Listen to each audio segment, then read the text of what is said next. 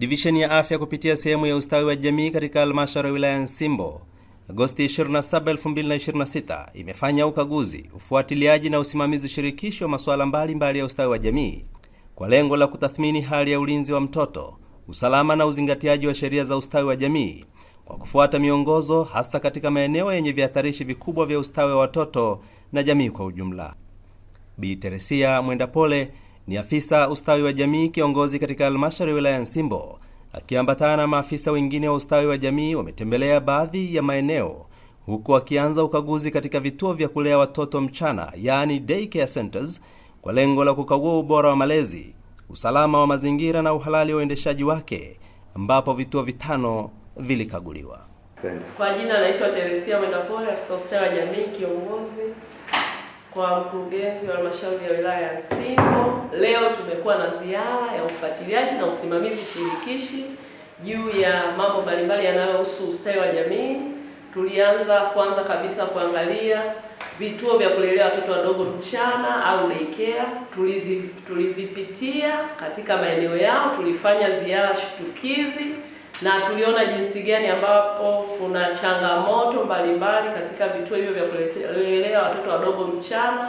Kama tunavyojua, vituo hivyo ni kuanzia miaka 0 mpaka miaka 4. Watoto hao wanahitaji malezi, makuzi na maendeleo ya awali ambayo yatawasaidia ukuaji wao kwa ujumla, kuanzia mwili, afya ya akili na maisha yote kwa ujumla, ili wawe watoto wazuri baadaye. Kwa hiyo changamoto zilizotokea katika maeneo hayo ya vituo vya kulelea watoto wadogo mchana ziliweza kutatuliwa. Baadhi waliambiwa wamiliki wafike katika ofisi ya mkurugenzi mtendaji wa wilaya ya Nsimbo ili waweze kutatua hizo changamoto, waweze kupewa maagizo yote ya msingi yanayotakiwa ili waboreshe vituo vyao.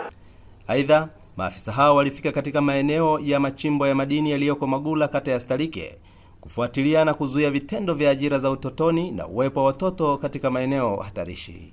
Tulitembelea katika maeneo ya machimboni, tuliona jinsi gani kuna watoto wengi wa chini ya miaka 14, 16 wanafanya kazi kwenye machimbo, na tuliweza kuwapitia baadhi ya watoto. Tulipata mtoto ambaye yuko darasa la 3, lakini mtoto ambaye yuko darasa la 6, kulikuwa na form 1 wako pale. Tuweza kupitia familia zao tukishirikiana na wenyeviti wa vijiji wa maeneo hayo, lakini na waheshimiwa madiwani wa maeneo hayo. Tuliweza kutambua changamoto zinazotokana na masuala ya malezi zilizopo kwenye familia, kwa sababu pia tulipata mtoto ambaye ana wiki 2 mzazi hafahamu sehemu ambayo mtoto yupo na anaendelea na maisha kama kawaida. Kwa hiyo kuna changamoto sana maeneo ya machimboni, hasa maeneo hayo ambayo watu wengi wanachimba, wazazi wako biza na shughuli za machimbo, hawaelewi watoto wameenda shule. Kuna changamoto nyingi za watoto kuacha shule na kuendelea kwenye masuala hayo ya uchimbaji, ambayo ni hatari sana kwa afya zao, hasa ukizingatia miili yao bado haijakuwa vizuri kuingia kwenye mashimo. Katika hatua nyingine, maafisa hao pia walipita katika kumbi za kuonesha video kwa lengo la kuwatambua watoto waliotelekeza masomo na kujihusisha na michezo na burudani zisizostahili katika umri wao. Lakini tulipitia pia watoto wa mitaani. Hawa ni watoto ambao tuliwakuta muda wa shule wanacheza pool table, wanacheza karata, lakini kuna watoto ambao wanakaa kwenye vibanda umiza au sehemu za kuonyeshea televisheni muda wa shule. Kwa hiyo tuliwaita wamiliki na tukaongea nao, tukawapa onyo na tutawaandikia barua chini ya mkurugenzi wetu wa halmashauri ya wilaya ya Nsimbo, lakini pia chini ya wenyeviti tuliwaita na kuwaonyesha kwamba wafanye kazi zao na majukumu yao ipasavyo, na watendaji wa vijiji wafanye shughuli zao ipasavyo. Kama wao watafuatilia ngazi kwa ngazi, wakiangalia kabisa watoto muda wa shule hawapo kwenye hayo maeneo, jioni, usiku watoto hawapo kwenye hayo maeneo, nadhani tutakuwa na jamii ambayo ni nzuri kabisa, ambayo haina changamoto zozote zinazotokana na masuala ya malezi. Tulipitia katika familia zenye uhitaji, tulipata watoto ambao ni changamoto ya ulemavu. Tuliweza kuzungumza na wadau wetu wa maeneo hayo na tumepanga mkakati wa kuweza kuwasaidia watoto wao wenye ulemavu.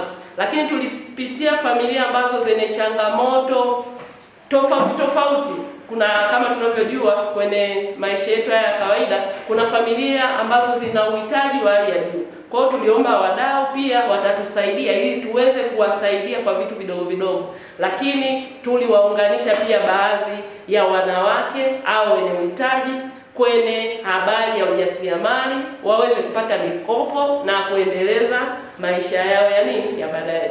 Kwa ufupi, tuwashukuru tu wote tulioshiriki kwenye masuala haya ya usimamizi shirikishi na elekezi kwa mambo ya ustawi wa jamii.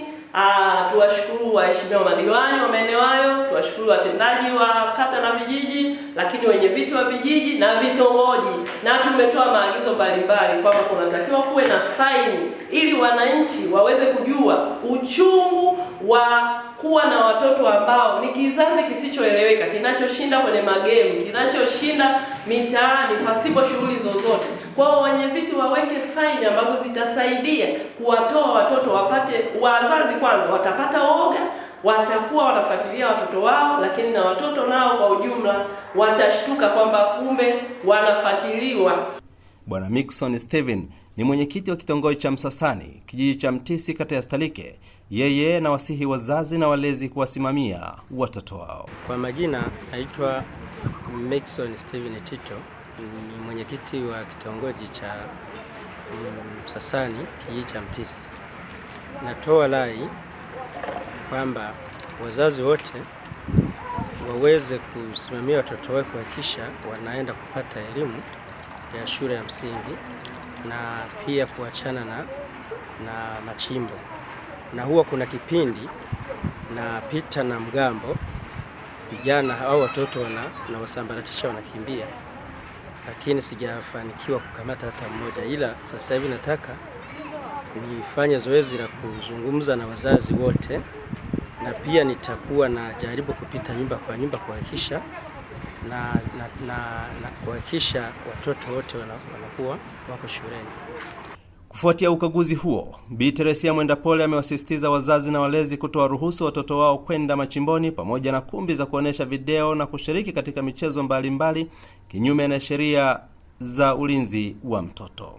Aidha, ametoa wito kwa wamiliki wa kumbi za video wanaokiuka sheria kufuata sheria na taratibu za uendeshaji wake, huku akisisitiza kuwa operesheni hizo zitakuwa endelevu ili kulinda mustakabali na usalama wa watoto na jamii kwa ujumla. Nsimbo yetu, fahari yetu, tunaijenga kwa pamoja.